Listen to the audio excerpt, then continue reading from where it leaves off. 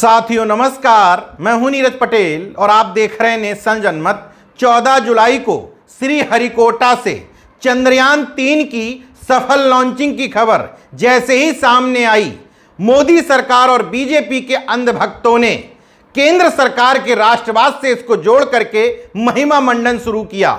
इस देश का नागरिक होने के नाते मुझे भी बेहद गर्व और खुशी की अनुभूति हुई, लेकिन मेरा या मेरे जैसे करोड़ों लोगों का राष्ट्रवाद मोदी सरकार के अंधभक्तों के राष्ट्रवाद से इतर है। इस वीडियो को आप आगे देखेंगे, दोनों राष्ट्रवादों में आपको अंतर समझ में आ जाएगा।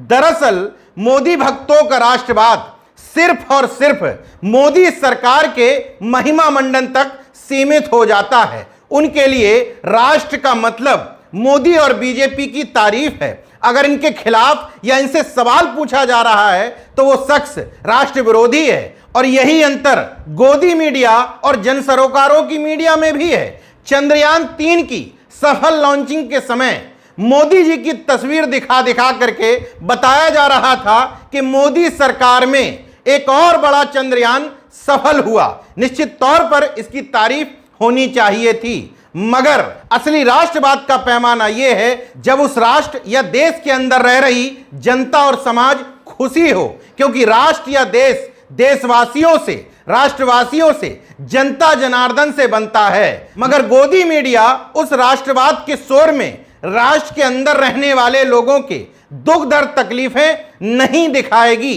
क्योंकि ऐसा करने से उसके राष्ट्र यानी कि मोदी जी को तकलीफ हो सकती है। खबर यह है कि चंद्रयान 3 की सफलता में HEC heavy engineering corporation Ranchi के कर्मचारियों का बेहद बड़ा योगदान है। बड़े जटिलतम उपकरणों की आपूर्ति HEC ने की थी। इस कंपनी के 2700 कर्मचारियों, 450 अधिकारियों को 17 माह से वेतन ही नहीं मिला है, जबकि हैवी इंजीनियरिंग कॉरपोरेशन केंद्र सरकार यानी कि भारी उद्योग मंत्रालय के अधीन आती है। मीडिया रिपोर्ट्स बताती हैं कि 17 महीने से लगातार सैलरी की मांग की जा रही है, लेकिन केंद्र सरकार कह रही है कि इनको देने के लिए उनके पास पैसे नहीं हैं। यही है छद्म राष्ट्रवाद और मूल राष्ट्रवाद में अंतर। ये दलाल मीडिया ब्रांडिंग और मार्केटिंग के सहारे उथला उथला राष्ट्रवाद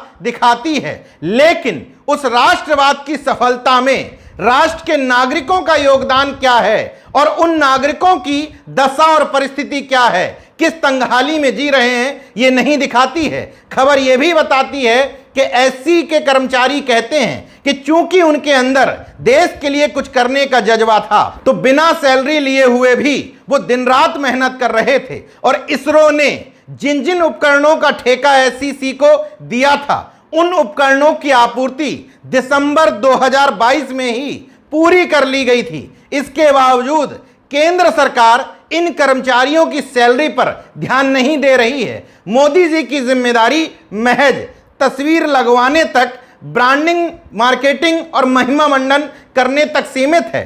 अब अगर कर्मचारियों की कोई डिमांड है तो कहा जाएगा कि भारी उद्योग मंत्रालय से संपर्क करो। नेशन जनमत का अनुरोध है कि चंद्रयान 3 की सफलता का श्रेय अगर मोदी सरकार ले रही है तो इन कर्मचारियों की सैलरी देने की जिम्मेदारी भी उसकी बनती है। ऐसा नहीं है कि HEC के कर्मचारियों ने एकाध उपकरणों की सप्लाई की हो, बल्कि चंद्रयान 3 की सफलता में कितना बड़ा योगदान है यहां के कर्मचारियों का, इससे समझिए। ACP-RP का निर्माण, हॉरिजॉन्टल स्लाइडिंग डोर का निर्माण, मोबाइल लॉन्चिंग पैड का निर्माण, 400 और 200 टन क्षमता वाले EOT और टावर क्रेन का निर्माण, 2.8 मीटर वाले रिंग की forging heavy duty CNC machine, इन तमाम जरूरी उपकरणों के बिना मिशन चंद्रयान 3 सफल नहीं हो सकता था। मोदी जी को अपनी ब्रांडिंग और मार्केटिंग का अगर शौक है,